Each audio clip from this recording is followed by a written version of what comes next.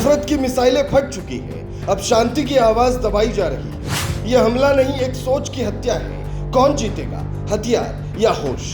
सीमा पर जंग नहीं, जमीन पर वार हो रहा है। मध्य पूर्व की रेत में अब सिर्फ गर्मी नहीं, बारूद की महक है। इजराइल और ईरान के बीच छिड़ी ये जंग अब सिर्फ दो देशों की लड़ाई नहीं रही, बल्कि इसने पूरे विश्व को दो हिस्सों में बांट दिया है। एक और इजराइल के साथ खड़ा है, तो दूसरा वो जो ईरान की संप्रभुता की दुहाई दे रहा है। इजराइल ने दावा किया है कि उसका हमला ईरान के परमाणु कार्यक्रम को रोकने के लिए आवश्यक था।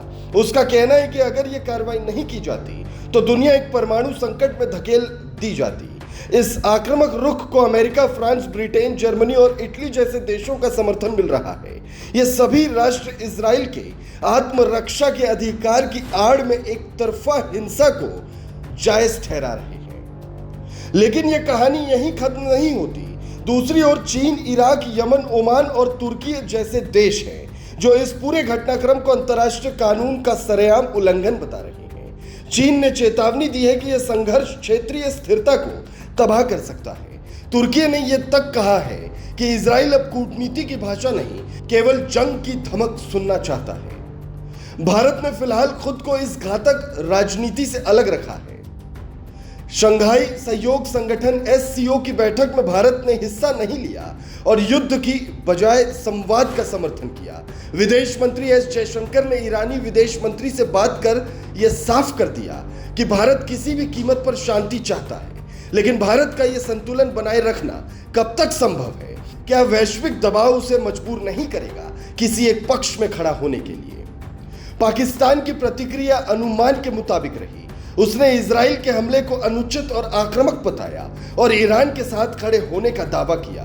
कतर और तुर्की ने इजराइल की कार्रवाई को ईरान की संप्रभुता पर हमला बताया और अंतर्राष्ट्रीय समुदाय से तत्काल हस्तक्षेप की मांग की। इजराइल का यह प्रहार कोई सामान्य जवाब नहीं, बल्कि यह संदेश था कि अब वो किसी संभावित खतरे को इंतजार नहीं करने देगा। लेकिन सवाल यह है कि क्या एक देश को केवल शंका के आधार पर किसी दूसरे संप्रभु राष्ट्र पर इतना बड़ा हमला करने का हक है? दुनिया को अब यह तय करना है कि वो किस ओर खड़ी है।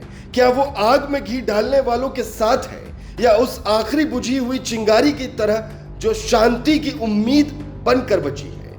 यह संघर्ष अब महज दो देशों के बीच नहीं, दो दृष्टिकोणों की टक्कर बन चुकी है। एक जो ताकत से हल निकालना चाहता है और एक जो बात से। यदि अभी भी वैश्विक समुदाय ने चेतावनी की घंटी नहीं सुनी तो यह युद्ध एक ऐसा तूफान बनेगा जो न सिर्फ खाड़ी देशों को बल्कि पूरे विश्व को खून और खंडर में तब्दील कर सकता है।